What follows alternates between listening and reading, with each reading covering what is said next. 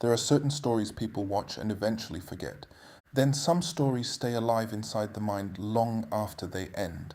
The Wire belongs to the second category, not because it relied on spectacle, twists, or fantasy, but because it confronted something most fiction avoids: the uncomfortable architecture of reality itself. The first time many people watch The Wire, they think they are watching a crime drama. By the end, they realize they have been watching something far more unsettling: a study of institutions, a study of power, a study of survival, and above all, a study of human beings adapting psychologically to systems they cannot fully escape. What makes the series extraordinary is not simply its realism, but its refusal to simplify human behavior. The show understands that people are shaped by forces larger than individual morality alone: poverty, trauma, bureaucracy, politics, social hierarchy, economic pressure, tribal loyalty, and the silent psychological conditioning that occurs when survival becomes more important than hope. In most stories, characters change the system. In The Wire, the system changes the characters. Good intentions erode under institutional pressure. Children inherit emotional survival strategies from unstable environments. Police officers become cynical. Addicts become numb. Politicians become performative. Teachers become exhausted. Workers normalize decline. Entire communities adapt to conditions that should never have become normal in the first place. And yet, despite all this, the show never loses sight of human dignity. That is what separates The Wire from nihilism. Even in the middle of corruption, addiction, violence, and institutional decay, moments of tenderness still exist. Friendship, loyalty, humor, love, sacrifice, and the quiet human desire to matter to somebody before life disappears. The series understands a profound psychological truth: people rarely become hardened because they are born cruel. More often, they become hardened because softness became unsafe. This book was written because The Wire deserves to be understood not only as television, but as one of the most psychologically and sociologically insightful works ever created. Beneath its dialogue and storylines lies a deeper examination of how human beings adapt to environments, how institutions protect themselves, and how systems quietly shape identity, morality, and future expectations. The themes explored in these pages are not limited to Baltimore. They exist in every modern society. They exist in schools where children are reduced to statistics, in workplaces where image matters more than truth, in political systems where optics outweigh humanity, in communities where trauma reproduces itself across generations, in institutions where survival slowly replaces purpose. Most importantly, they exist inside ordinary people trying to preserve dignity while navigating systems that often feel indifferent to their existence. This book is ultimately about that tension: the conflict between human individuality and institutional power, between hope and adaptation, and between morality and survival. Because the tragedy of The Wire was never simply the crime, corruption, or violence. The tragedy was watching human beings slowly adjust to conditions that diminished them, and eventually calling those conditions normal. That is why the show still feels alive years later. It does not resemble fantasy, it resembles history. Most television tells comforting lies. It tells us good people win eventually. That corruption can be defeated if the right hero arrives. That intelligence, morality, or determination are enough to overcome broken systems. It tells us human beings are mostly consistent. Heroes remain heroic, villains remain evil, and justice eventually restores order. But reality rarely works this way. Reality is quieter, more psychological, and far more systemic. People adapt to survive environments they did not create. Institutions protect themselves before they protect truth. Trauma reshapes identity. Power hides behind paperwork, incentives, bureaucracy, and political survival. Entire generations inherit emotional wounds, economic limitations, and social conditions that quietly reproduce the same cycles over and over again. This is why The Wire feels less like fiction and more like memory. The show's genius is not simply its realism, but its psychological honesty. It understands that human beings are contradictory creatures, compassionate yet destructive, loyal yet corruptible, intelligent yet self-sabotaging. Most people do not experience themselves as villains. They rationalize, compartmentalize, adapt, and survive. Morality bends under pressure. Hope erodes under repetition. Systems shape behavior more powerfully than individual intention alone. The world of The Wire is not divided between good people and bad people. It is divided between institutions trying to preserve themselves and individuals trying to maintain dignity within them. The police manipulate statistics because careers depend on appearances. Politicians chase optics because power depends on perception. Schools prioritize testing because funding follows measurable outcomes. Drug organizations enforce loyalty because survival requires tribal cohesion. In every environment, the same psychological patterns emerge: hierarchy, fear, conformity, emotional suppression, status anxiety, and learned helplessness.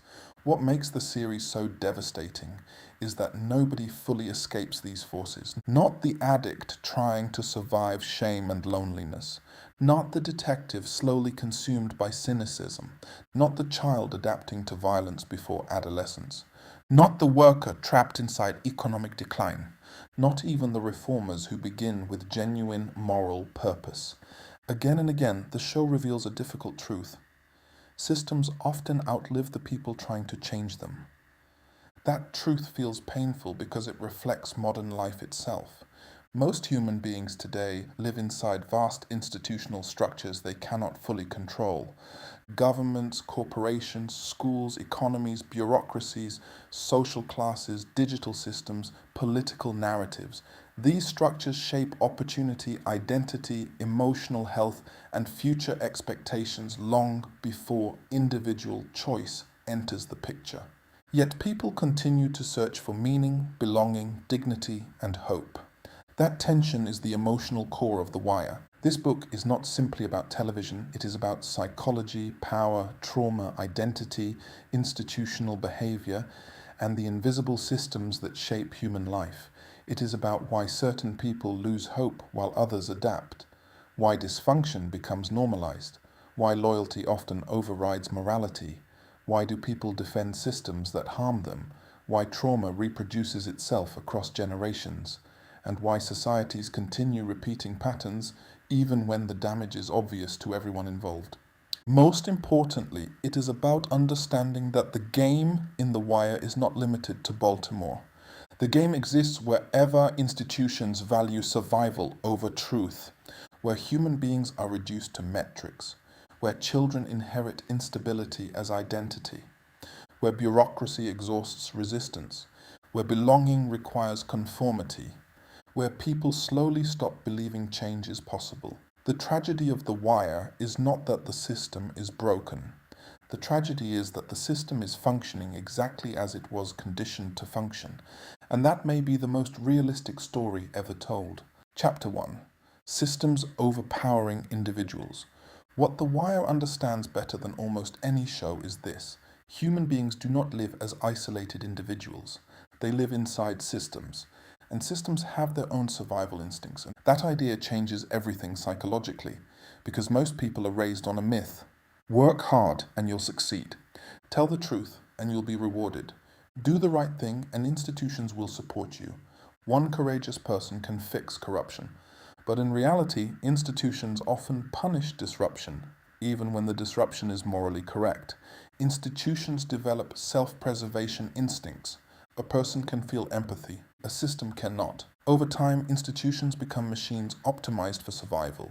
Police departments protect clearance rates, corporations protect quarterly profits, schools protect testing metrics, governments protect their public image, workplaces protect hierarchy.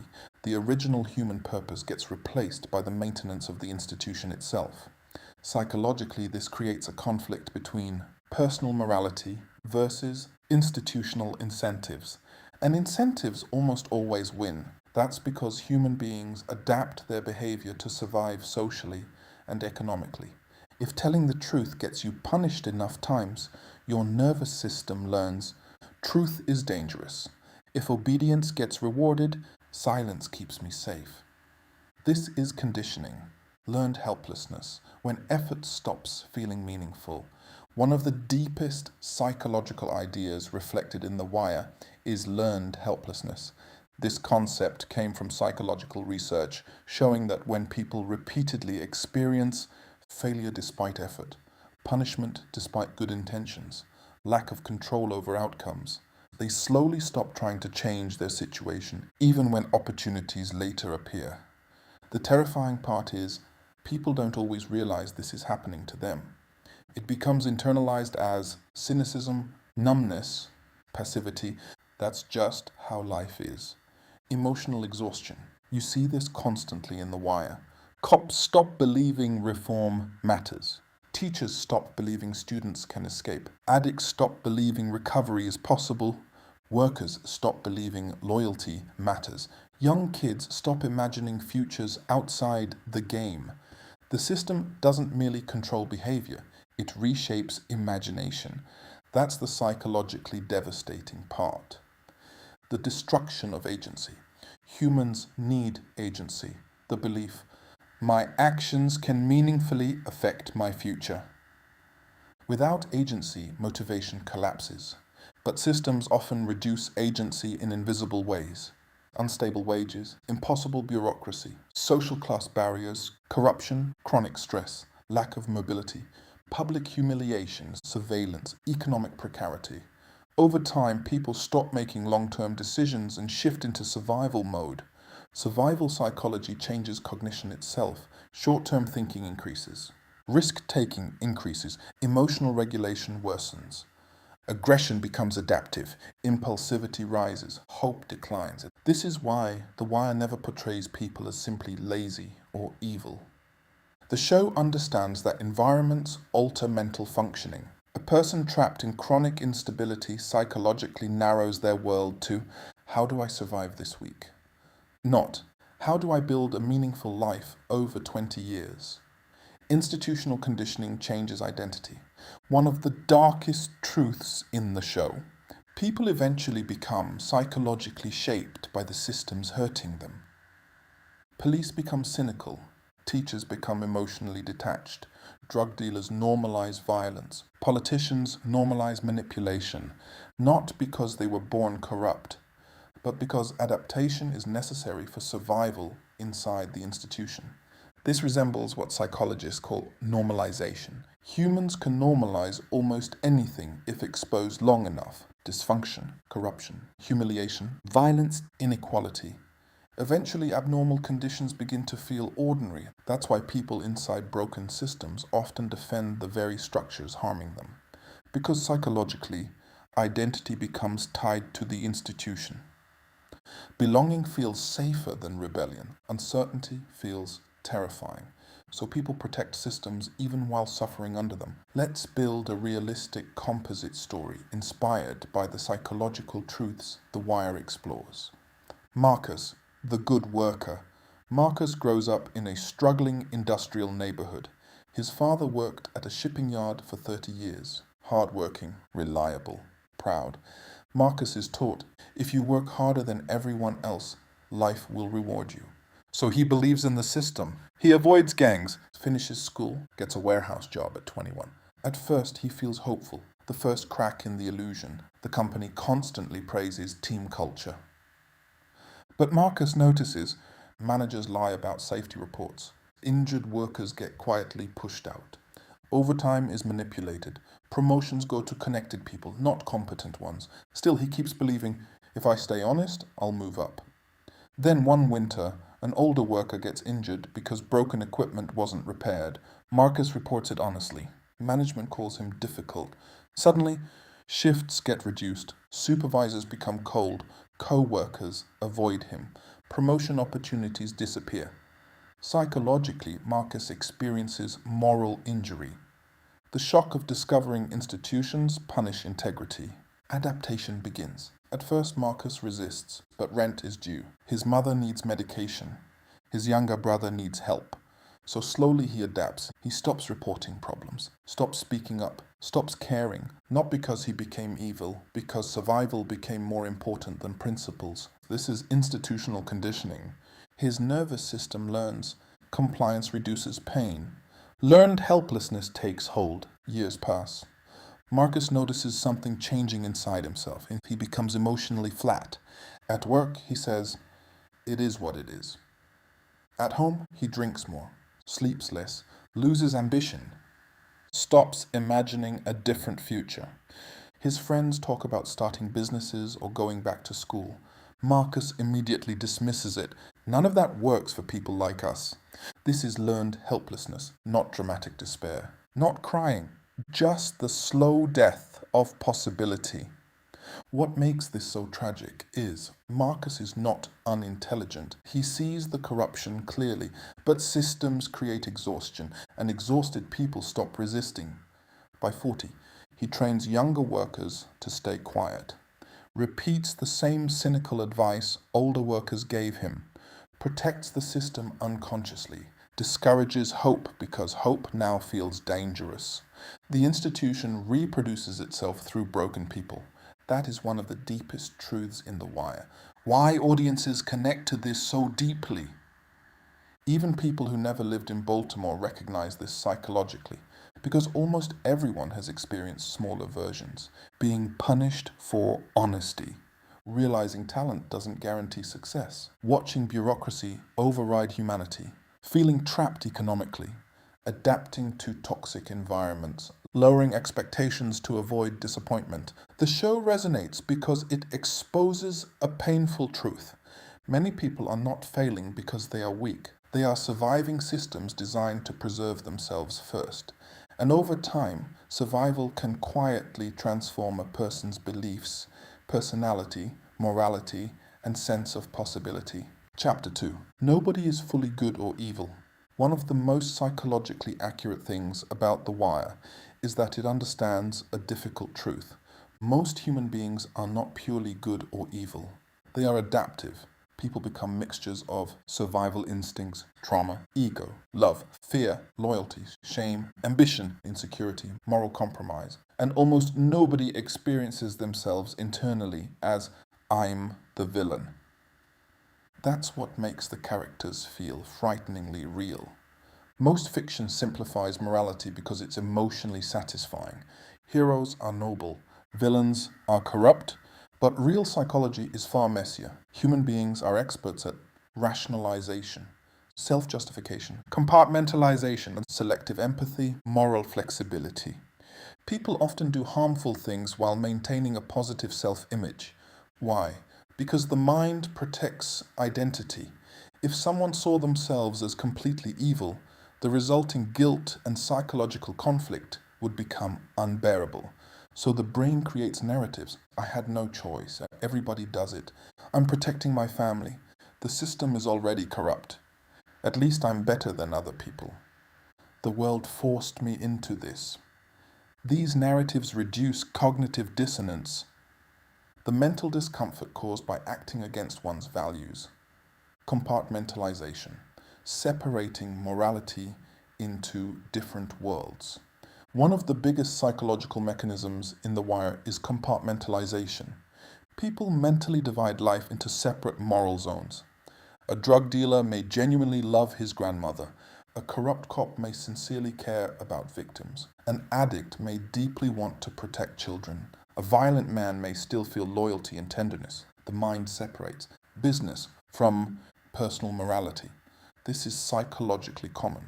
For example, soldiers compartmentalize violence during war. Executives compartmentalize layoffs from family values. Gang members compartmentalize brutality from community loyalty. Humans can behave differently in different social contexts while still feeling internally consistent. That's why characters like Stringer Bell feel believable. He orders murders while discussing economics and real estate because he psychologically reframes violence as necessary management. To him, he isn't a monster. He sees himself as intelligent, disciplined, and practical. That self-concept matters enormously. A major truth The Wire understands. Morality changes under pressure. People living in stable environments can afford idealism, but under poverty, violence, addiction, institutional collapse, chronic fear, humiliation, instability, ethics often become survival based. The nervous system prioritizes safety, status, belonging, protection, resources over abstract morality. This doesn't excuse harmful behavior, but it explains it psychologically. Omar Little is a perfect example. He robs drug dealers and kills people, yet he operates under a personal moral code, doesn't harm civilians unnecessarily, values loyalty, despises predators. Psychologically, this creates coherence. Even violent individuals often maintain internal ethical systems because humans need to believe their behavior has meaning and limits. Many characters in The Wire are intelligent enough to recognize their own flaws, yet they repeat destructive behaviors anyway. That's profoundly realistic psychologically. Insight alone does not change behavior. People can understand their patterns, hate their patterns, promise to change, genuinely mean it, and still repeat the same actions. Why?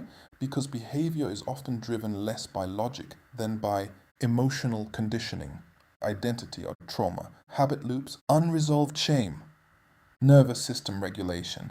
Jimmy McNulty is psychologically fascinating because he mistakes intelligence for self-mastery. He sees corruption clearly. He understands systems deeply. But emotionally, he craves validation, sabotages relationships, seeks chaos, pursues obsession compulsively. Part of him wants justice. Another part needs dysfunction because dysfunction gives his life meaning. This is psychologically common. People unconsciously recreate emotional environments that feel familiar, even painful ones. A lot of destructive behavior in The Wire is rooted in shame. Shame differs from guilt. Guilt says, I did something bad. Shame says, I am bad. People carrying deep shame often self-destruct, numb themselves, become aggressive, avoid vulnerability, sabotage opportunities, push away love. Bubbles is one of the greatest portrayals of this ever written. His addiction is not just chemical dependency. It's connected to loneliness, humiliation, grief, self-hatred, hopelessness. What makes him tragic is that his humanity never disappears.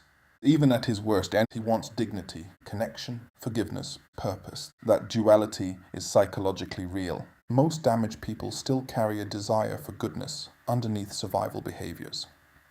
Humans like believing personality is stable. Good people stay good, bad people stay bad. But psychology shows people are highly situational. Environment changes behavior dramatically. A loving father may become ruthless in criminal environments. A compassionate nurse may become emotionally numb from burnout. A principled officer may slowly normalize corruption.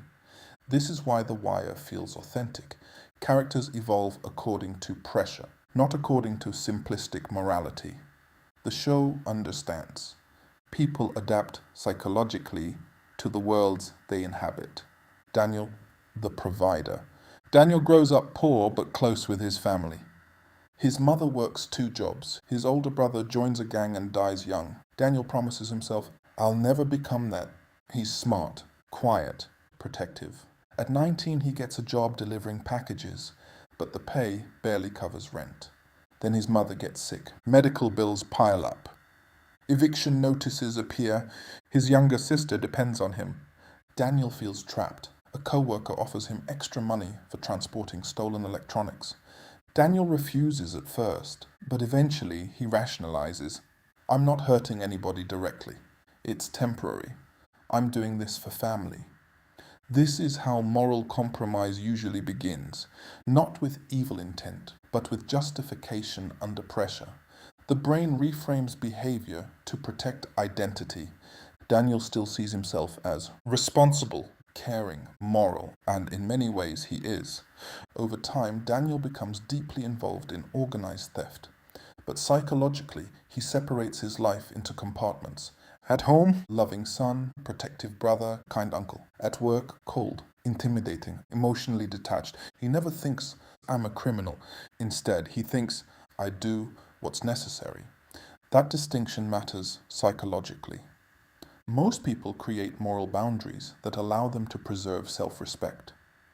One night, a younger recruit panics during a robbery and hurts someone badly. Daniel is disturbed. He realizes the world he entered is becoming uglier than the story he told himself.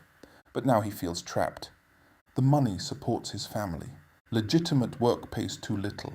Leaving could make him a target. His identity is tied to the role. This creates cognitive dissonance. His self-image and behavior no longer fully align. So his mind doubles down on rationalization. The system was already corrupt. Rich people steal legally every day. I didn't create this world. These thoughts reduce psychological pain. Years later, Daniel volunteers quietly at a youth center. Nobody from his criminal life knows, and the kids genuinely love him. Why? Because human beings are contradictory. Daniel truly cares about protecting young people from becoming like him. That's what makes morality psychologically complex. A person can simultaneously cause harm, feel remorse, love deeply, act selfishly, seek redemption, repeat destructive behavior, all at once. People connect to The Wire because they recognize themselves in these contradictions. Not necessarily in crime, but in compromise. Almost everyone has rationalized behavior, betrayed values under pressure, judged themselves differently from others, justified harmful choices, split life into compartments, struggled between who they are and who they want to be. The show refuses fantasy morality. Instead, it presents a harder truth.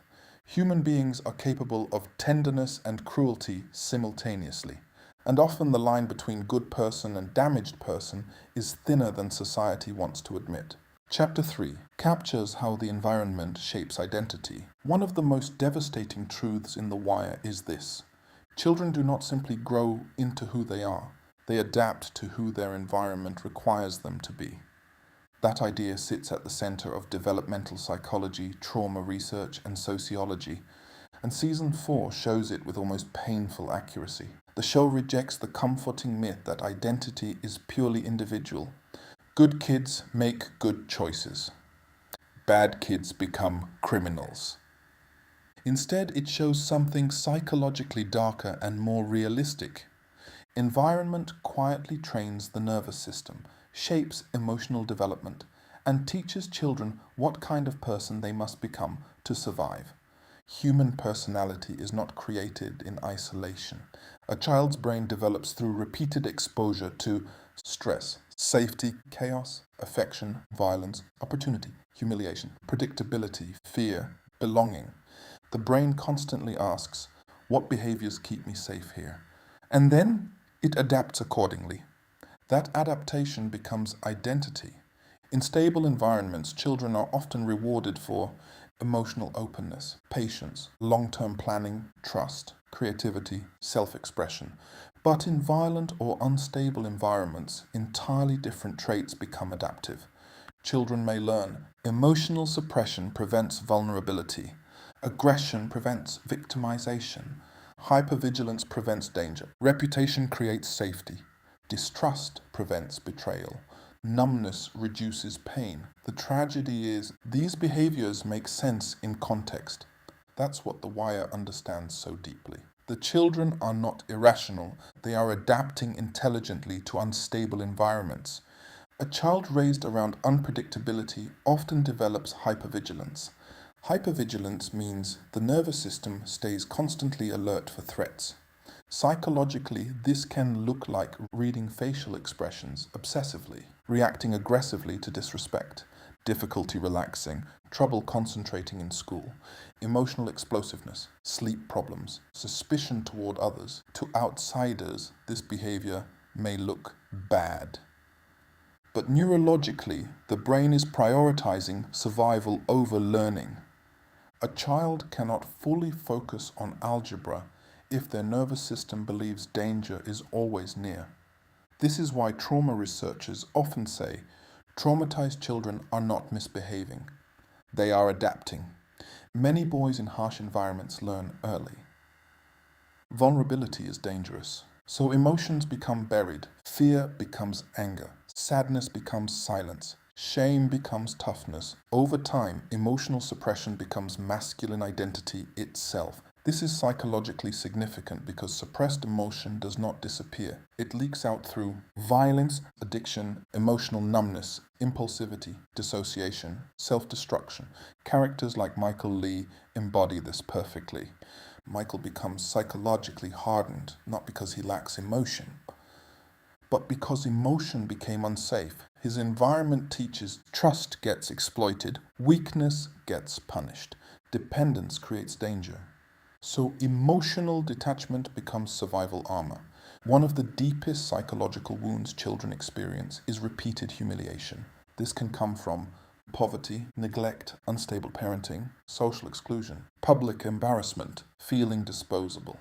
Children internalize these experiences into identity. Eventually, the child stops thinking, I'm experiencing hardship, and starts believing, I am the kind of person hardship happens to. That shift matters enormously. It shapes ambition, confidence, relationships, expectations of the future. Duquan, Dookie. Weems is heartbreaking because you watch humiliation slowly erode possibility itself. He is intelligent and gentle, but constant neglect teaches him, nobody expects me to succeed. Over time, he begins believing it too. That's trauma shaping identity in real time. One of the cruelest effects of chronic instability is that it shrinks imagination. Children begin adapting to short-term survival instead of long-term possibility. Psychologically, this changes decision-making. If the future feels uncertain, immediate rewards become more valuable. Long-term planning feels unrealistic. Risk-taking increases. Hope decreases. This is not stupidity, it's adaptive psychology. A child who unconsciously believes, I may not live long, will naturally prioritize immediate survival, status, or income. The environment changes time perception itself. That's why many kids in The Wire seem older than their age emotionally, but younger developmentally in other ways.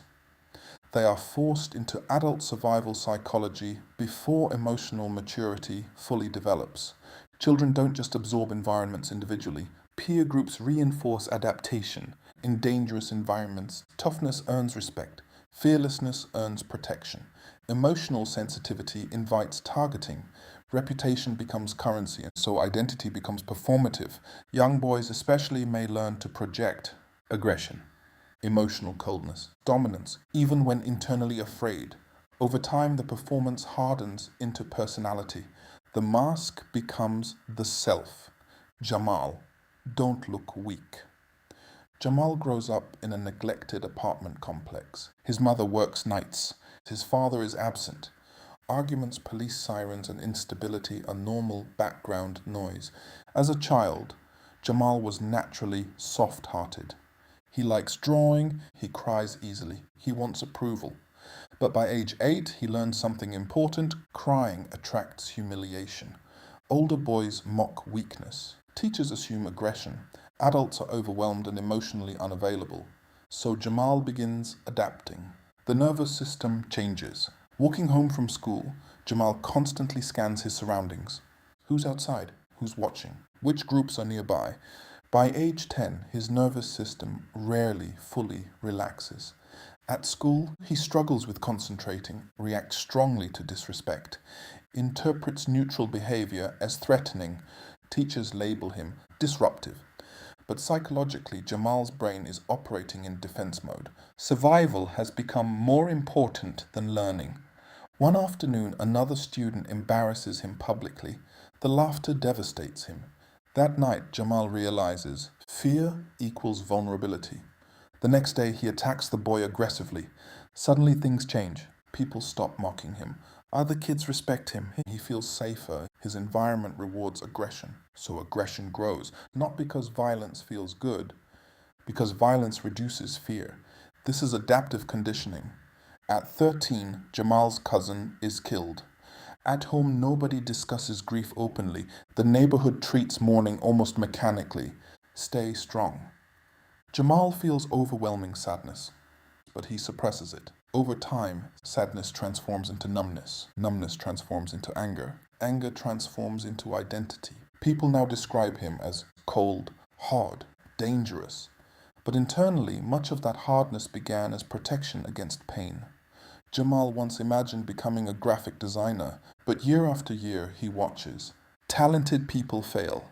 Exhausted adults struggle. Smart friends disappear into jail or street life.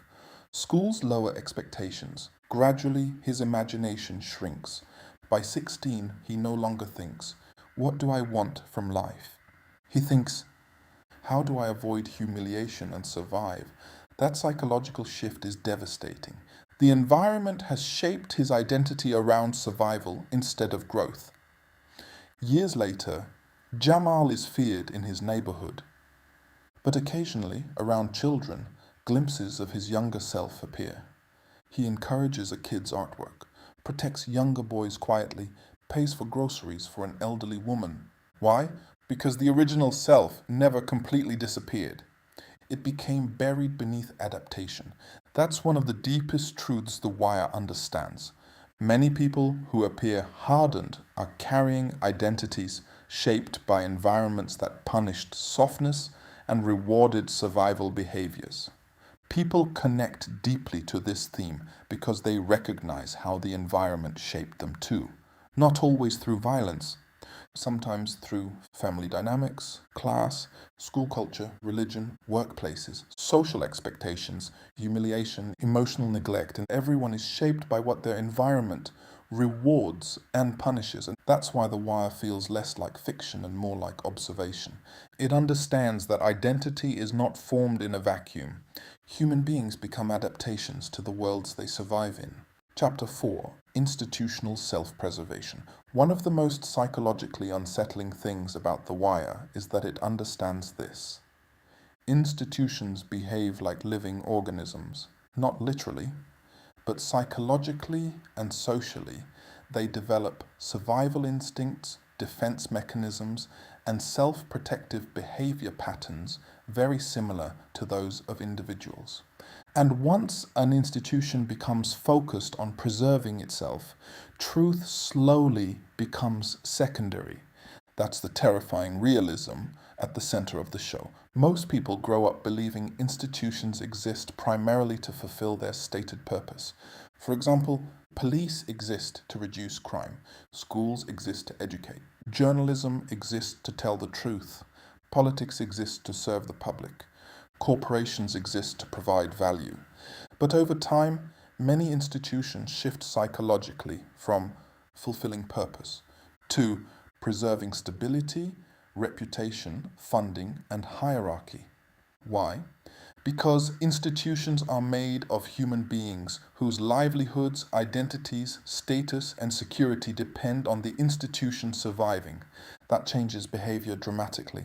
Individuals protect their ego. Groups do too. A person may deny painful truths to protect self-image. Institutions behave similarly. Police departments protect the image of effectiveness. Schools protect the image of progress. Companies protect the image of success. Governments protect the image of control. This creates what psychologists might call collective ego defense. The institution begins asking, "How do we look?" instead of "What is true?" That distinction changes everything.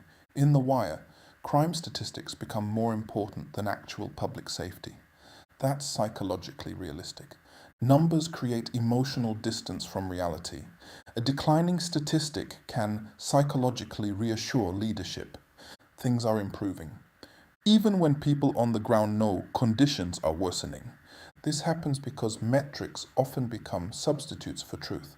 Psychologically, this reduces anxiety inside institutions. Complicated reality becomes compressed into manageable symbols, test scores, arrest numbers, quarterly profits, approval ratings, engagement metrics. Once careers depend on those numbers, people unconsciously start protecting the metric instead of the mission. This is why systems drift toward manipulation. Not necessarily because everyone is evil, but because incentives shape perception. Institutions often cannot emotionally tolerate acknowledging the full extent of dysfunction. Why? Because the truth threatens careers, legitimacy, hierarchy, public trust, internal morale. So denial becomes adaptive. This denial may not even feel dishonest internally.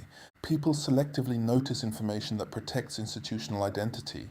For example, a school administrator focuses on improved testing percentages while ignoring emotional collapse among students. Police leadership celebrates lower reported crime while communities feel unsafe. Corporations highlight growth while employees burn out. This resembles cognitive dissonance reduction. The mind protects itself from psychologically threatening contradictions. Groups do this collectively. When institutions fail, they rarely blame the structure itself. They blame individuals. This is psychologically crucial. Scapegoating protects the larger system from scrutiny. Instead of saying, the structure is broken, the institution says, one bad employee caused this. That teacher failed. That officer was corrupt. That politician made mistakes. This creates the illusion that removing one person restores health. But often the deeper incentives remain untouched. That's why The Wire feels so real. People are punished while systems continue unchanged. One of the darkest psychological truths in the show, institutions often prioritize appearing functional over becoming functional. Why? Because perception affects funding, elections, investor confidence, promotions, public trust. This creates a performance culture. Everyone begins managing appearances. Executives perform leadership, politicians perform concern, schools perform progress, departments perform efficiently. Meanwhile, frontline workers quietly know reality is deteriorating, and this creates collective unreality. A gap between official narrative and lived experience. Psychologically, this produces cynicism. People stop trusting institutions because they feel the dishonesty even when they cannot fully articulate it. Institutions under pressure often become trapped in short-term thinking. Why? Because human beings prioritize immediate threats over long-term reform. For example, politicians think in election cycles, corporations think in quarterly earnings, schools think in yearly testing, police think in monthly stats. Long-term solutions often cost more initially, produce slower results, create political risk, threaten existing power structures, so institutions repeatedly choose temporary fixes. Psychologically, this mirrors survival mode thinking in individuals. Just as traumatized individuals may focus only on immediate survival, institutions under pressure focus on immediate stability. This is why dysfunctional systems can persist for decades. Inside institutions, people quickly learn truth can be socially dangerous, so conformity develops. Employees unconsciously ask, what opinions are safe? What truths get punished? What keeps me employed? What gets rewarded? Over time, whistleblowers get isolated. Honest people become cynical. Ambitious people adapt strategically. Silence becomes normalized. This creates institutional conditioning. People stop asking, what's right? And start asking, what's survivable? That's one of the central psychological tragedies of The Wire. Elena, the school district's success story. Elena becomes a public school administrator because she genuinely believes education changes lives. She grew up poor. Teachers helped her succeed. She wants to give children the same opportunity. At first, she's idealistic. She talks constantly about creativity, emotional support, community investment, helping struggling students. She believes the institution exists to serve children. Soon, Elena discovers the district is obsessed with test scores.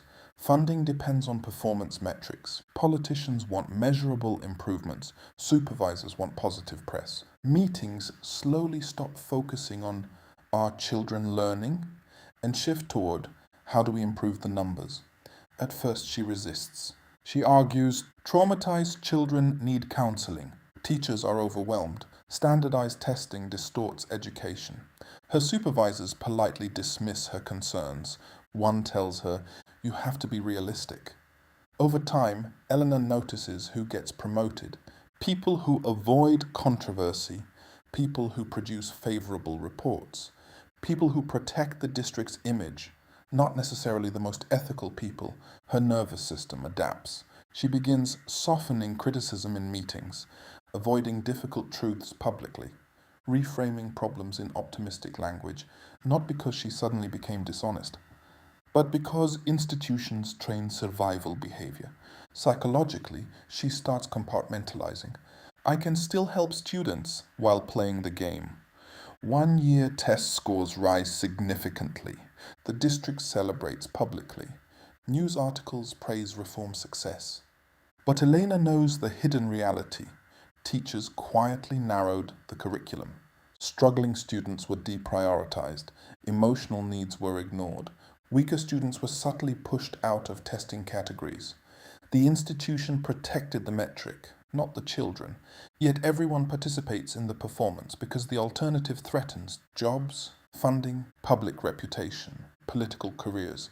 This is collective self-deception. And psychologically, many participants partially believe the narrative themselves. That's what makes it powerful. One afternoon, Elena visits a classroom. A normally energetic student sits emotionally withdrawn. The teacher quietly admits, "We don't really have time for emotional support anymore." That moment disturbs Elena deeply because she realizes the institution is slowly abandoning the very children it claims to help. But now she feels trapped. If she speaks openly, she risks isolation, career damage, loss of influence, being labeled negative. So she remains silent publicly while privately feeling increasing guilt. This is moral injury. The psychological damage is caused when people participate in systems violating their values. Years later, Elena trains younger administrators. Without noticing it, she repeats the same phrases once used on her. Be practical. Focus on what's measurable. You can't change the whole system. This is just how it works. The institution reproduces itself through adaptation, not through evil individuals, through exhausted people slowly learning what behaviors ensure survival. People recognize this because almost everyone has encountered institutional self-preservation somewhere. Workplaces hiding dysfunction. Corporations are protecting their image over employees. Governments manipulating narratives. Schools prioritizing metrics. Media chasing engagement over nuance. Organizations punishing uncomfortable truths. What makes The Wire exceptional is that it shows corruption not merely as personal greed, but as a systemic psychological process. The scariest part is, many people inside these systems begin with good intentions, but over time, survival pressures reshape perception, morality, and behavior until maintaining the institution becomes more important than confronting reality itself. Chapter 5 respects the intelligence of the audience. One of the most psychologically sophisticated things about The Wire is that it refuses to treat the audience like passive consumers. Most television explains everything: what characters feel, who is right or wrong, what events mean, how viewers should emotionally react. Scenes are often designed to make sure nobody feels confused. But The Wire does something radically different. It throws you into living systems without instruction manuals. At first, that can feel disorienting. Then, slowly, something psychological happens. Your brain begins working like a participant instead of a spectator. That shift is one reason the show feels unusually real and intellectually satisfying. Human beings are naturally meaning-making creatures. The brain constantly tries to detect patterns, predict outcomes, decode social dynamics, infer hidden motives, understand hierarchy and rules. When stories over-explain everything, the audience becomes passive. The brain receives conclusions instead of discovering them, but The Wire deliberately withholds certainty. It trusts viewers to observe carefully, connect details, interpret behavior, learn social rules gradually. Psychologically, this activates deeper cognitive engagement. Instead of being told the reality, you experience the process of figuring reality out. That mirrors actual life. One reason The Wire feels authentic is that reality itself is confusing. Nobody enters a workplace, a political system, a social class, a neighborhood, a police department, a criminal world with full understanding. And in real life, people learn through observation, mistakes, social cues, hidden rules, repetition, trial and error. The show recreates that psychological experience. When viewers first hear street slang, police jargon, political maneuvering, institutional language. They often feel slightly lost, but that confusion is intentional.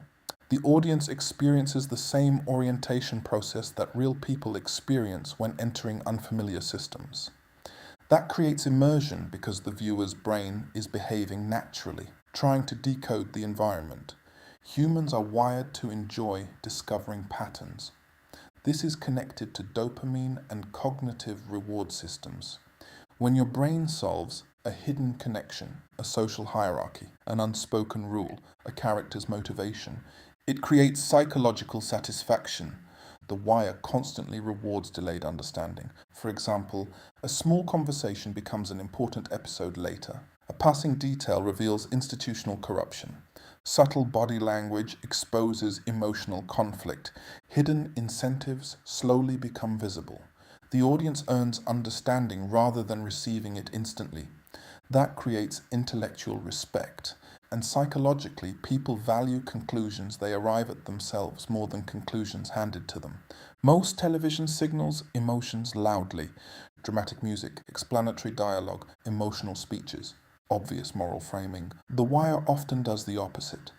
Characters rarely explain their feelings directly. Instead, viewers must interpret silence, facial expressions, withdrawal, tone changes, routines, contradictions. That resembles real human interaction. In real life, people often hide emotion, mask vulnerability, or communicate indirectly. So viewers engage with emotional intelligence rather than simply receiving emotional instructions. This creates realism because human beings are psychologically complex and rarely fully transparent. Real life contains ambiguity. People are inconsistent, motives are mixed, truth is incomplete. The show preserves that ambiguity instead of simplifying it. Psychologically, ambiguity increases immersion because the brain remains active. The audience keeps evaluating who's sincere, who's lying to themselves. What does this system reward? Why did this person make that choice? That process resembles actual social cognition. How humans navigate real relationships and institutions. Many shows are designed for cognitive ease. You can look away frequently, miss scenes, return easily, understand instantly. The Wire punishes passive viewing. If attention drifts, important meaning disappears. Psychologically, this changes the relationship between viewer and story. The audience becomes mentally invested because understanding requires effort, and effort increases attachment. This is similar to why difficult books feel more meaningful, complex conversations feel more memorable, earned knowledge feels more valuable. The brain associates effort with significance. And in real life, nobody has a full perspective. A police officer sees one reality, a politician sees another, a child in poverty sees another, a journalist sees another. The Wire mimics this fragmentation. No single character fully understands the system, and neither does the audience initially. This creates psychological realism because viewers experience uncertainty rather than artificial omniscience. That uncertainty feels human. When audiences feel a story trusts their intelligence, they psychologically respond with greater respect and attention. Why? Because trust changes the relationship. The viewer no longer feels manipulated, they feel included instead of, here's what to think. The show says, observe and decide for yourself. That creates a more mature emotional experience. The audience becomes psychologically involved in constructing meaning. Adrian, figure it out yourself. Adrian grows up in a quiet middle-class suburb. In school, life feels structured. Rules are explained. Expectations are clear. Adults guide decisions. Mistakes are corrected gently. At 22, he lands a job at a massive logistics company in a major city. He enters believing workplaces function rationally. Work hard, be honest, get rewarded. But immediately, he feels disoriented. Nobody explains the real hierarchy. Officially, managers emphasize teamwork, transparency, collaboration, but Adrian slowly notices. People avoid speaking honestly in meetings. Certain employees hold informal power. Criticism gets quietly punished. Perception matters more than competence. At first he feels confused. Why does everyone speak indirectly? Why do obvious problems remain unsolved? Why do some mediocre employees advance faster? No one explains it. He has to observe. Over months, Adrian's brain starts decoding hidden systems. He notices executives reward confidence over accuracy. People protect relationships more than truth. Meetings are often performances. Employees manage their image constantly. Ambitious workers study power dynamics carefully. The workplace begins feeling less like a meritocracy and more like a social ecosystem. Psychologically, Adrian is developing institutional literacy. He's learning through observation, emotional cues, pattern recognition, informal behavior. Exactly how humans learn real systems. One senior manager mentors Adrian kindly. But later, Adrian discovers the same manager privately undermined a colleague to secure a promotion. This disturbs him. He wants people to fit simple categories, good people, bad people, but reality resists simplification. The manager genuinely helped him, sincerely cared about family, also behaved ruthlessly professionally. Adrian realizes human beings are psychologically layered and contradictory. This ambiguity unsettles him, but also matures him. Over time, Adrian stops viewing the workplace like an outsider. He begins anticipating behavior. Who will stay silent? Who will protect the image? Which truths are dangerous? How incentives shape decisions. He no longer needs explanations. The system now feels legible. And because he learned it actively rather than passively, the understanding feels deeply real. Years later, Adrian reflects on how naive he once was. Not because he lacked intelligence, but because nobody can fully understand systems from explanation alone. Human beings learn reality experientially through immersion, observation, contradiction, and pattern recognition. That's precisely what The Wire recreates for viewers. People often describe The Wire as feeling less like television and more like entering a living world. That's because the show mirrors how human beings actually experience reality. Incomplete information, hidden rules, mixed motives, social decoding, gradual understanding. The audience isn't spoon-fed emotional conclusions. Instead, viewers psychologically inhabit the environment and slowly construct meaning themselves. And because the brain helped build that understanding, the world feels remembered rather than merely watched. Chapter 6 portrays trauma realistically. One of the reasons The Wire feels emotionally devastating is because it portrays trauma the way trauma usually exists in real life, quietly, not as dramatic speeches or constant emotional breakdowns, but as slow, psychological erosion. The show understands something many stories miss. Trauma is not just what happens to people. It becomes how people begin experiencing themselves, other people, and the future. That's why the characters feel so real. Their trauma isn't treated as a plot device. It becomes part of their nervous systems, decision-making, emotional regulation, relationships, identity, sense of possibility. Many fictional portrayals of trauma are exaggerated for emotional effect, but in reality, chronic trauma often appears as numbness, irritability, addiction, emotional detachment, and self-sabotage, exhaustion, cynicism, dissociation, inability to imagine change. The person may still function externally. They go to work, make jokes, hold conversations, but internally, their emotional world becomes constricted, and that's exactly what The Wire captures. Trauma is not just a memory, it's a nervous system adaptation. When people experience chronic stress, violence, neglect, instability, or humiliation, the brain begins reorganizing itself around survival.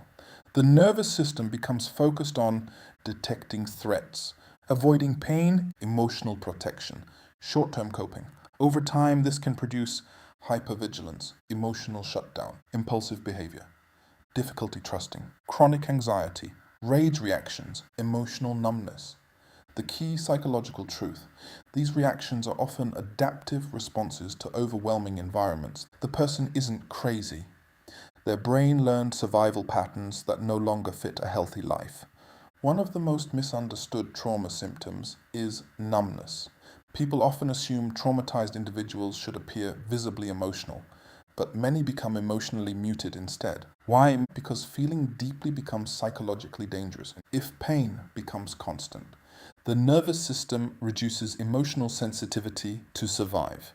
This is why traumatized people may appear detached, cold, unmotivated, emotionally flat. But underneath the numbness often exists grief, fear, shame, loneliness, exhaustion. Bubbles embodies this perfectly. His humor, wandering, and routines hide profound emotional pain. He often appears emotionally dulled, not because he lacks humanity, but because overwhelming pain has exhausted his nervous system. One of the greatest psychological achievements of The Wire is that it portrays addiction realistically. Most simplistic portrayals reduce addiction to weakness, immorality, bad choices. But psychologically, addiction is often an attempt to regulate unbearable emotional states. Substances can temporarily reduce shame, loneliness, fear, intrusive thoughts, and emotional pain, hopelessness, hyperarousal. For many traumatized people, the substance becomes comfort, ritual, escape, predictability, emotional anesthesia. That's why addiction becomes deeply intertwined with identity and survival. The person is not merely addicted to pleasure, often they are addicted to relief. That distinction matters enormously psychologically. One of the darkest trauma symptoms, people stop imagining meaningful futures. This happens because chronic suffering narrows psychological time horizons. The brain shifts from building a future to surviving today. This can create passivity, hopelessness, impulsivity, inability to plan long term, self destructive behavior. Traumatized individuals often unconsciously struggle to believe life can fundamentally improve. Hope itself becomes emotionally risky. Why? Because repeated disappointment conditions the nervous system to expect pain. So people lower their expectations to protect themselves psychologically. That's why characters in The Wire often seem trapped emotionally even when opportunities briefly appear.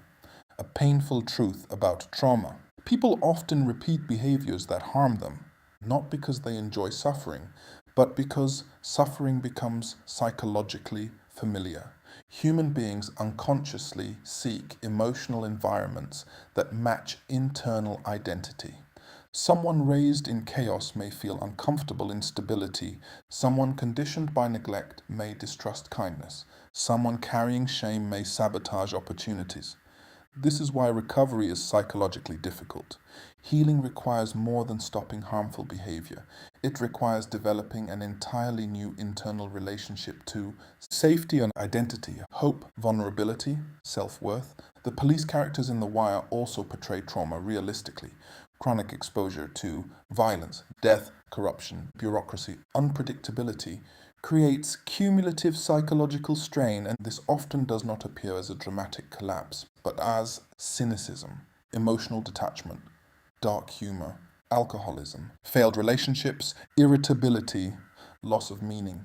This is psychologically common in high stress professions. Burnout is not merely exhaustion, it's emotional fragmentation. Part of the person slowly disconnects emotionally to keep functioning. Characters like Jimmy McNulty often oscillate between obsessive intensity, emotional recklessness, self destruction, emptiness, because chronic stress has destabilized emotional regulation itself. A huge amount of trauma psychology revolves around shame. Traumatized people often internalize experiences as something is wrong with me. This creates hidden self hatred. And shame drives many destructive behaviors addiction, isolation, aggression, avoidance, self neglect. People may consciously want healing while unconsciously believing they do not deserve it. That contradiction is psychologically devastating, and The Wire portrays it with extraordinary realism. Renee grows up in an unstable household. Her father drinks heavily. Arguments erupt unpredictably. Her mother alternates between affection and emotional absence. As a child, Renee becomes highly sensitive to mood changes. She learns stay quiet when tension rises, anticipate danger early, suppress emotion, avoid burdening others. By 12, her nervous system is already organized around survival. At school, Renee performs well academically. Teachers describe her as mature for her age, but internally she feels chronically anxious. She rarely expresses sadness openly because vulnerability feels unsafe. When her grandmother dies, she barely cries, not because she doesn't care, because her nervous system learned emotional suppression long ago. Over time, she begins feeling emotionally distant, even from herself. This is trauma-related detachment. As an adult, Renee becomes a nurse, and she genuinely wants to help people. But hospital environments expose her constantly to suffering, death, exhaustion, understaffing, emotional overload. Initially, she copes through discipline and overwork. But gradually, sleep worsens, emotional numbness increases. Relationships become difficult, irritability grows. She still functions externally. Co-workers even admire her calmness. But internally, she feels hollow. One night, after a brutal shift, a co-worker offers her pain medication to take the edge off. For the first time in years, Renee feels temporary relief, not happiness. Relief. The silence inside her mind feels comforting. Soon the pills become routine, not to party, not to feel euphoric, to regulate emotional pain. This is a psychologically realistic addiction, self-medication for chronic nervous system distress. Years pass. Renee stops imagining larger goals.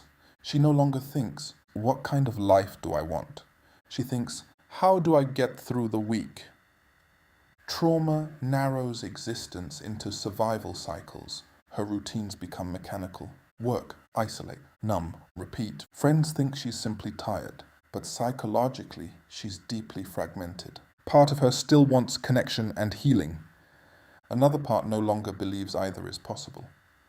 One evening, a frightened young patient begins crying uncontrollably. Renee sits beside them quietly for over an hour after her shift ends. In that moment, her buried tenderness becomes visible, because trauma rarely destroys humanity completely. It buries it beneath layers of protection, exhaustion, shame, and survival behavior.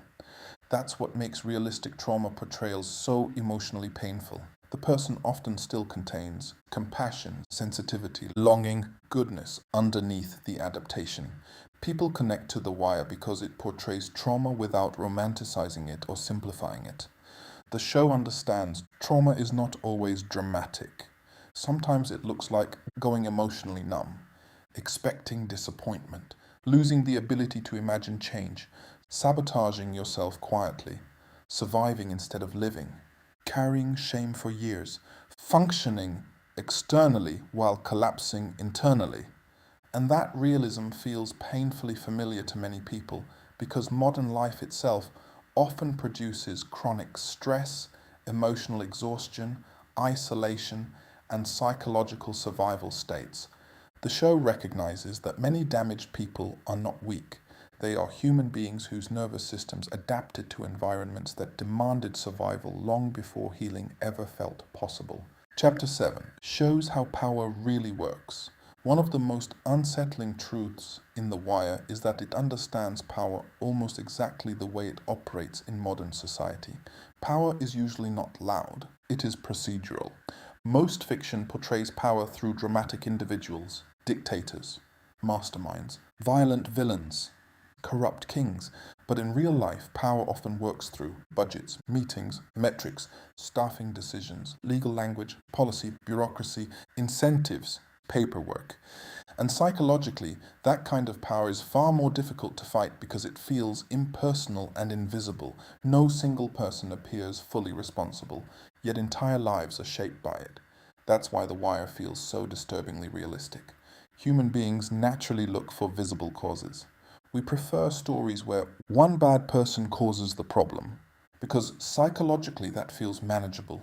But modern systems rarely operate that way. Instead, decisions emerge from institutional incentives, political calculations, economic pressures, organizational survival, fragmented responsibility. This creates what psychologists and sociologists sometimes call diffusion of responsibility. Everyone contributes to harmful outcomes, but no one person fully experiences themselves as the villain. That makes systems extraordinarily powerful, one of the deepest truths The Wire captures. Bureaucracy can control lives more effectively than overt force. For example, a funding cut destroys a community program. Staffing quotas reduce meaningful policing. School policies reshape classroom behavior. Political optics determine resource allocation. Statistical targets distort priorities. Nobody screams, nobody gives evil speeches. A form gets signed, a meeting happens, a budget shifts, entire neighborhoods experience consequences. Psychologically, this is difficult for people to emotionally process because human brains respond more strongly to visible threats than systemic ones. A violent criminal feels emotionally obvious. An administrative policy quietly producing suffering feels abstract, even when its impact is larger. Most people believe behavior is driven mainly by character, but psychologically, incentives are often more powerful than values. If a system rewards appearance over truth, short-term success over long-term reform, obedience over honesty, numbers over human outcomes, people gradually adapt their behavior accordingly, not always consciously. That's the disturbing part. A politician may begin with sincere ideals. A police commander may genuinely want reform. A school administrator may truly care about children. But over time, promotions, pressure, funding, public image, career survival reshape priorities. This is institutional conditioning. The person slowly learns what gets rewarded here. And human beings adapt remarkably quickly to reward structures. In The Wire, statistics repeatedly become more important than lived reality. That is psychologically accurate because metrics simplify complexity. A city's suffering becomes crime percentages, arrest numbers, test scores, budget reports, polling data. This creates emotional distance. Leaders begin managing representations of reality instead of reality itself. Psychologically, numbers provide control, clarity, defensibility, reduced uncertainty. But metrics can distort priorities. When careers depend on statistics, people unconsciously optimize the statistic itself. For example, police manipulate reporting categories. Schools narrow their teaching toward tests. Hospitals rush patients through systems. Companies prioritize measurable productivity over human well-being. The measurement slowly replaces the mission. One of the greatest insights in The Wire is that systems resist change even when many individuals inside them recognize dysfunction. Why? Because institutions prioritize stability. Change threatens. Hierarchy, funding, predictability, careers, identity, political alliances. So even well-intentioned people become absorbed into maintaining the existing structure. This is institutional inertia, the enormous psychological and organizational force resisting meaningful transformation. The system survives by exhausting reformers. That feels painfully authentic because many viewers recognize this from real life. The most effective systems of power often become normalized. People stop seeing them as choices. They begin feeling natural, inevitable, permanent. This is psychologically significant. Once a structure feels inevitable, resistance declines. People adapt rather than challenge it. For example, impossible housing costs, workplace exploitation, school inequality, healthcare bureaucracy, political dysfunction may begin feeling like just the way the world works. That normalization protects systems from scrutiny. The power becomes invisible precisely because it is everywhere. One reason systems can produce harmful outcomes without obvious villains. Responsibility becomes distributed. Each individual performs only one small function: filing reports, approving budgets, enforcing quotas, following procedures. Psychologically, this reduces personal guilt. The person tells themselves, "I'm just doing my job. Those are the rules. I don't make policy." No single action feels monstrous. Yet collectively, the system can produce enormous suffering. This fragmentation is psychologically dangerous because humans are more morally sensitive to direct harm than to indirect participation. People inside institutions often understand ethical problems clearly. but they also understand the consequences. Speaking openly may threaten income, promotion, social belonging, professional reputation, job security. So psychological survival instincts activate. The person begins balancing morality versus self-preservation. Over time, many people adapt by lowering expectations, accepting compromise, normalizing dysfunction, emotionally disengaging. This is not always cowardice. Often it's exhaustion. The system gradually teaches people the limits of resistance. Victor grows up believing government exists to improve society. He studies economics and public policy because he genuinely wants to help struggling communities. At 27, he joins a city housing department. Initially, he feels inspired. He imagines helping vulnerable families, improving neighborhoods, creating fairer systems. But quickly, he notices something strange. Meetings focus less on people and more on funding allocations, reporting structures, political optics, budget deadlines, performance metrics. The suffering itself feels oddly distant. Victor proposes expanding emergency housing support for low-income families. His supervisor agrees privately that the idea is morally necessary, but then explains the program isn't politically popular. Budget optics matter. Officials want lower visible spending. Election cycles affect priorities. Victor feels confused. The issue isn't whether families need help. Everyone already knows they do.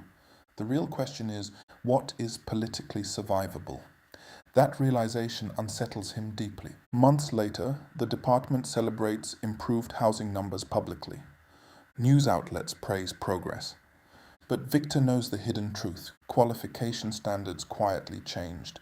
Vulnerable families were removed from eligibility. Temporary placements were counted as long-term success.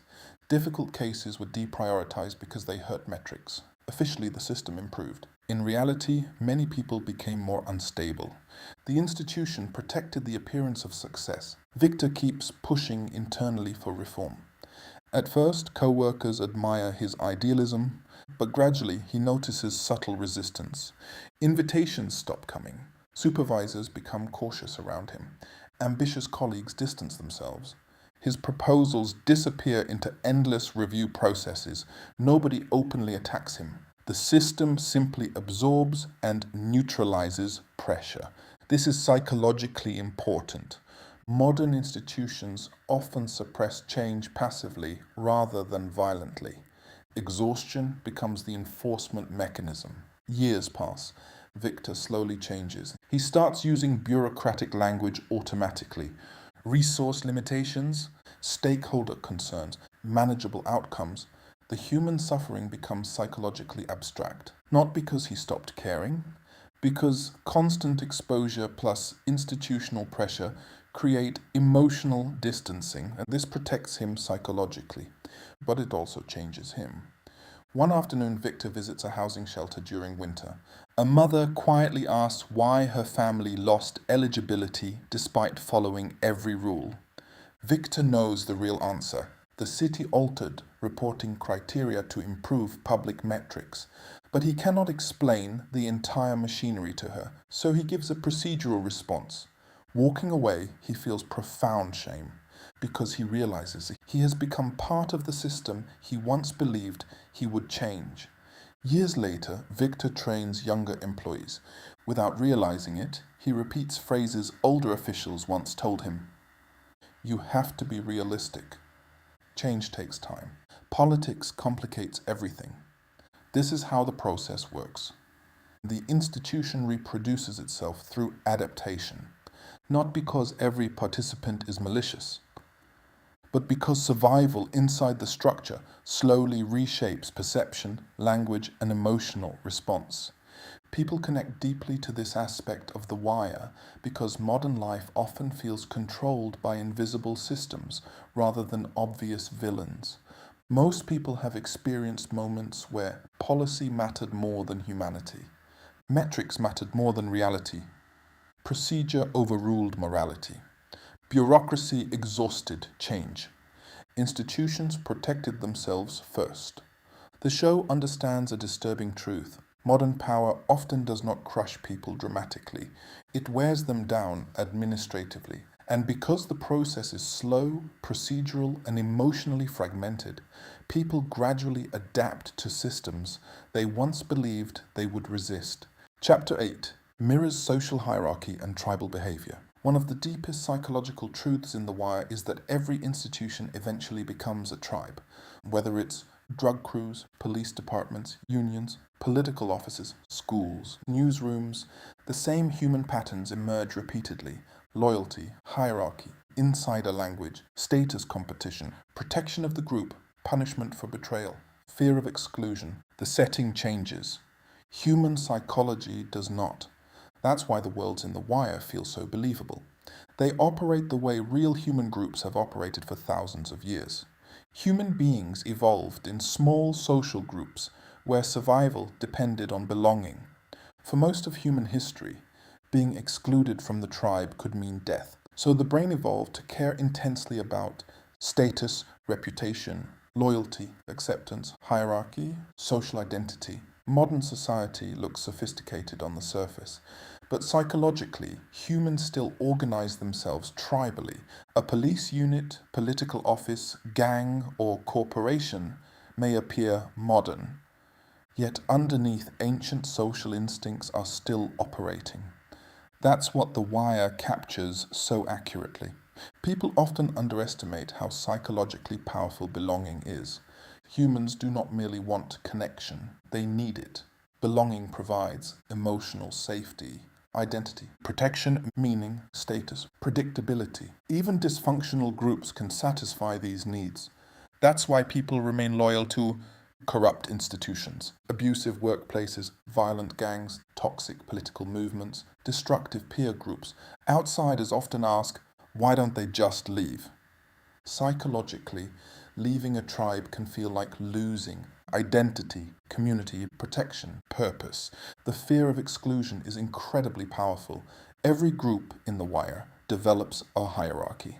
Not because hierarchy is always consciously designed, but because human groups naturally organize around influence, competence, intimidation, charisma, access to resources, social intelligence. Even anti-authority groups develop internal power structures. Psychologically, hierarchies reduce uncertainty. People want to know who has authority, what role do they occupy, who receives respect, who can punish behavior.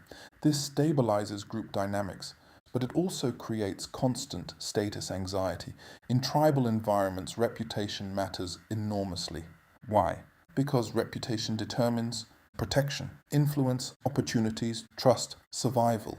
In The Wire, this appears everywhere. Corner crews protect their reputation through violence. Police officers defend professional credibility. Politicians manage their image obsessively. Journalists protect their status within newsrooms. People become highly sensitive to disrespect because social standing affects security. This is psychologically ancient. Humans evolved in environments where social humiliation could reduce access to allies, resources, mates, protection. That's why insults, betrayal, and public embarrassment often trigger such intense emotional reactions. One of the strongest tribal instincts is loyalty. Groups reward loyalty because cohesion increases survival. So many institutions develop unwritten rules. Protect your own. Don't expose the group publicly. Handle problems internally. Prioritize group survival over abstract morality. This is psychologically important because loyalty often competes with ethics. For example, police may protect corrupt colleagues. Journalists may avoid exposing internal failures. Gangs may punish cooperation with authorities. Political parties may silence dissent. The individual experiences conflict between personal morality and tribal loyalty. And psychologically, belonging often wins. Because betrayal threatens social identity itself. Humans are intensely social and status aware. So wherever groups exist, politics emerge, even inside organizations claiming unity. Why? Because people compete for recognition, influence, resources, security, advancement. This creates alliances, rivalries, favoritism, strategic behavior, social maneuvering. The Wire understands that politics is not limited to governments. Politics exists wherever humans organize socially. Even street crews have diplomacy, reputation management, succession struggles, territorial negotiation. Because tribal behavior scales upward into every institution, tribes survive partly through punishment. Groups discourage behavior threatening cohesion, betrayal, disloyalty, nonconformity, public criticism, weakness, rule breaking. Punishment may be ridicule, exclusion, career damage, violence, humiliation, isolation. This creates conformity pressure. People quickly learn what behaviors threaten my standing here, and over time they adapt accordingly. This is institutional conditioning through tribal psychology. Over time, people stop merely participating in tribes. They become psychologically fused with them. A person stops saying, "I work in policing," and begins feeling, "I am police." The distinction matters. Once identity merges with group membership, criticism of the institution feels personal. This is why people often defend dysfunctional systems emotionally. The institution becomes intertwined with self-worth, belonging, identity, purpose. Leaving or criticizing the tribe can create profound psychological disorientation, one of the most tragic truths in The Wire. Even destructive systems provide structure and belonging. A gang may offer brotherhood, status, identity, protection, economic opportunity. A dysfunctional workplace may still provide routine, social connection, purpose. Humans tolerate enormous dysfunction when a group satisfies deep psychological needs. That's why changing systems is so difficult. You are not merely asking people to leave bad environments, you are asking them to risk social death. Luis grows up in a struggling neighborhood where jobs are unstable and institutions feel distant. His father worked at a shipping terminal for decades. The dock workers become Luis's first model of masculinity: loyal, rough, proud, emotionally restrained. As a child, he admired their camaraderie. They tease each other constantly, argue loudly, but protect one another fiercely. The union feels less like a workplace and more like a tribe. At 21, Luis gets hired at the docks. Immediately, he feels the social hierarchy. Veterans command respect. Newcomers stay quiet. Reputation matters. Weakness gets noticed. Nobody explains these rules directly. He learns through observation. Slowly, he adapts, talks tougher, hides uncertainty, laughs at things that make him uncomfortable, avoids criticizing senior workers.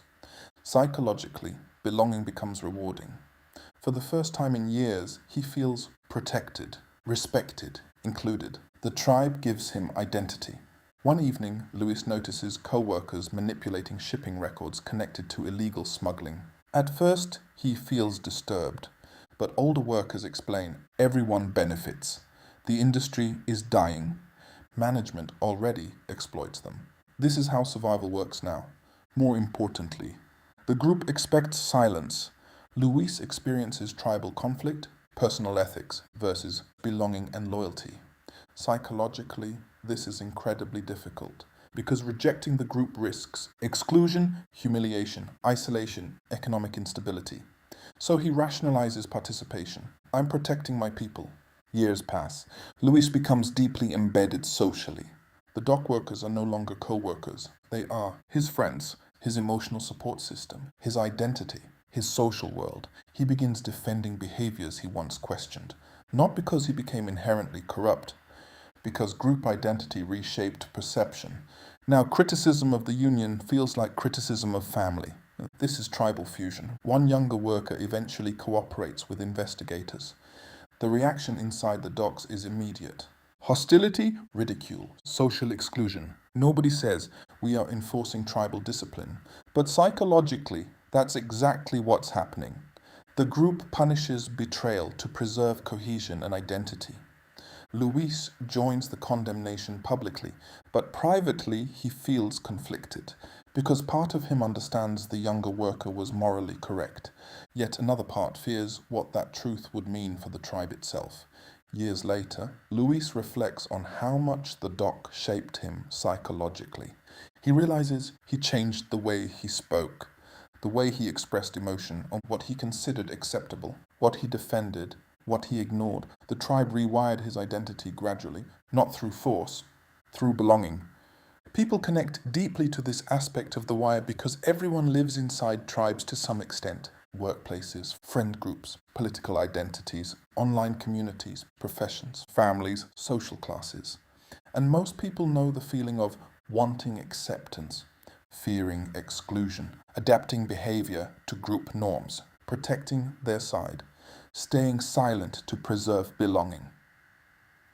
The show understands a profound truth. Human beings are not purely individual creatures. We are social organisms shaped constantly by tribes, hierarchies, loyalty systems, and the need for belonging. That's why every institution in The Wire feels alive. Because underneath the uniforms, politics, and street culture, the same ancient human psychology is operating everywhere. Chapter 9 refuses fantasy endings. One of the reasons The Wire stays with people long after they finish it is that it refuses to give audiences the psychological comfort most stories are built around. Most fiction promises justice, resolution, transformation, moral clarity, victory over corruption. Even tragic stories often contain hidden reassurance, at least something meaningful changed. But The Wire does something much more unsettling. It suggests systems survive individuals, cycles reproduce themselves, suffering does not always create wisdom, institutions absorb resistance, history keeps repeating itself through new people, and psychologically, that feels disturbingly close to real life. The psychology of fantasy endings. Human beings crave closure. Psychologically, closure reduces uncertainty and emotional tension. That's why stories traditionally end with villains defeated, heroes rewarded, lessons learned, moral order restored. These endings comfort us because they restore a sense of justice, meaning, control, predictability, but reality rarely works this way. And The Wire understands that deeply. Real life is psychologically unresolved. People often never receive apologies, justice, explanation, redemption, emotional resolution. Relationships end ambiguously. Corruption survives. Trauma echoes across generations. Good people lose. Broken systems continue operating. The human mind struggles with this because our brains naturally seek coherent narratives. We want endings to mean something. But reality often produces continuity instead of conclusion. That's exactly what The Wire portrays. One of the show's darkest psychological truths: institutions are structurally designed to survive individual people. A reformer appears, the institution resists, the reformer burns out or disappears. The system continues, then someone new enters the same role and repeats similar patterns. Psychologically, this creates existential frustration because humans instinctively want to believe. Individual effort can permanently transform systems, but large institutions often possess immense inertia. They absorb rebellion the way oceans absorb stones. This is why the ending feels haunting instead of triumphant. The game continues because the system itself remains intact. One of the most painful realities in The Wire: young characters slowly replace older ones. New kids become new dealers, new addicts, new cynical workers, new burned out officers. This reflects intergenerational psychological transmission. Trauma, poverty, violence, hopelessness, and institutional failure often reproduce themselves socially, not because people are doomed biologically, but because environments recreate similar conditions repeatedly. Children inherit stress patterns, emotional conditioning, social limitations, normalized dysfunction, survival strategies. The cycle continues because the underlying structures remain unchanged. That realism feels emotionally devastating because many people recognize versions of it in their own lives and societies. One reason systems persist: people normalize dysfunction over time. What once felt shocking eventually feels ordinary. Psychologically, this is called habituation. Humans adapt to corruption, inequality, violence, dishonesty, bureaucracy, emotional exhaustion.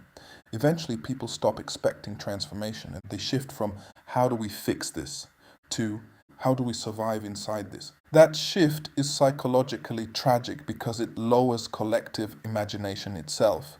The show captures this perfectly. Most stories feel designed, The Wire feels remembered. That's an important psychological distinction. Real memory is fragmented, unresolved, cyclical, emotionally uneven. Certain people disappear suddenly. Some events never receive an explanation. Consequences unfold slowly. Patterns repeat over years. The show mirrors historical and emotional memory rather than a dramatic storytelling structure. That's why it lingers psychologically. It resembles how humans actually experience time and society. Traditional endings provide emotional release. The Wire denies complete release. Psychologically, unresolved narratives remain active in the mind longer. The brain continues processing. Injustice, lost potential, repeated cycles, institutional survival, unrealized change. This creates lasting cognitive and emotional engagement. The audience keeps revisiting the meaning because no simple conclusion closes the emotional loop. That unresolved quality feels intellectually mature. Most fiction secretly reassures audiences. Morality eventually wins. But The Wire suggests something more complicated. Morality matters. Individual choices matter. Kindness matters. Yet systems continue reproducing suffering. That realism can feel emotionally painful, but also strangely honest, because many adults eventually discover hard work does not guarantee fairness, intelligence does not guarantee escape. Corruption often survives exposure. Institutions rarely transform quickly. Progress is uneven and fragile. The show reflects mature disillusionment without becoming nihilistic. That balance is psychologically powerful. Harold, maybe things will finally change. Harold grows up in a struggling industrial town. Factories closed gradually during his childhood. Stores disappear. Drug problems spread. Schools become underfunded. As a teenager, he watched adults constantly say, "Things weren't always like this." That sentence stays with him. The first generation of hope. At 24, Harold becomes a community outreach worker. He genuinely believes reform is possible. He organizes youth programs, job fairs, addiction support initiatives. For a while, progress feels real. A few teenagers avoid gangs, several families stabilize. Local leaders praise his work publicly. Harold feels hopeful. Maybe this cycle can finally break. Then budget cuts arrive. Funding shifts toward programs producing better public statistics rather than deeper long-term support. Politicians want visible short-term improvements before elections. The youth center loses staff. Mental health services shrink. Administrative paperwork expands. Harold spends more time justifying numbers than helping people directly. He becomes exhausted. Over the years, Harold notices painful patterns. Kids he once mentored begin repeating the lives of their parents. Addiction, unstable employment, incarceration, emotional trauma. Not because they lacked intelligence, because the surrounding environment remained fundamentally unstable. New children enter the same conditions, the same pressures shape them, the same survival behaviors emerge. Harold slowly realizes individual interventions matter, but systems reproduce themselves powerfully. By his 40s, Harold still cares deeply, but psychologically he changes. Earlier in life, he spoke passionately about transformation. Now he speaks cautiously. We do what we can. Progress takes time. Some things never really change. Part of this is wisdom. Part is emotional fatigue. Repeated exposure to institutional inertia has narrowed his expectations. One evening, Harold sees a teenage boy mentoring younger kids outside a corner store. For a second, he feels hopeful. Then he realizes the teenager reminds him almost exactly of someone he tried helping 20 years earlier. Same intelligence, same humor, same guardedness. same environment, and suddenly Harold understands something devastating. The faces change. The structure remains. Years later, Harold retires. At a farewell event, younger workers praise his dedication. Some still carry genuine hope. Watching them, Harold feels conflicted. He doesn't want to destroy their optimism, because hope matters, but he also knows systems are far more durable than individuals imagine. The town still struggles with poverty, addiction, institutional neglect, political performance, generational trauma. The cycle never fully ended, it merely evolved. People connect deeply to this aspect of The Wire because adulthood often involves confronting repetition. Many people eventually notice family patterns repeating, political cycles returning, institutions resisting reform, trauma echoing across generations, younger people inheriting old problems, society forgetting lessons repeatedly. The show captures a psychologically difficult truth. History often moves less like a straight line toward progress, and more like recurring waves passing through new people. And that realism stays with audiences because it mirrors the unresolved nature of life itself. Not a clean ending, just continuation.